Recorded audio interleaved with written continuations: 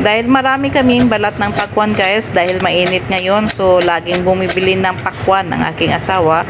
So parang nanghihinayang din akong itapon yung balat ng pakwan. Kaya naisip kong hiwain ng maliliit.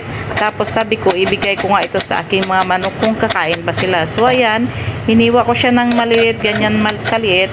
Kasi nagbibigay ako dati guys, yung balat ng pakwan na parang ganyan, ibinibigay ko lang sa kanya. Pero kinakain lang nila yung sa taas, hindi nila kinakain. Siyempre yung balat na matigas na yun.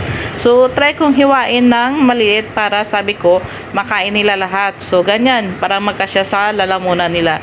So ayan na nga guys, ganyan ang paghiwa natin ng pakwan. Siyempre pagsayangan natin ang panahon yan, no?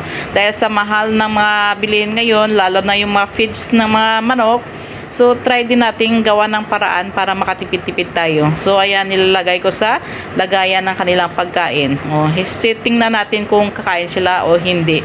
So ayan, first time kong gawin ito guys at hindi ko pa na-try. Siguro sa mga bibi at pato, kakain din sila ng ganito kasi kinakain nga rin ng manok. Ayan So ayan na guys, ayan, kinain nila Siyempre nasarapan sila. Sabi niya malamig ito. Siyempre yung tao, sasarapan niya sa pakwan, yung manok pa kaya.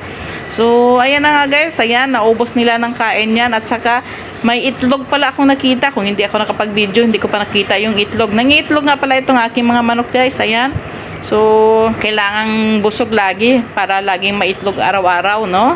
Kailangan busog-lusog para may itlog. Parang ganun. Ayan. So, kung nakikita nyo dyan, kung hindi pa ako nakapag-video, hindi ko pa nakita na may itlog na pa. Ayun yun. Sa ilalim sa may buti sa likod.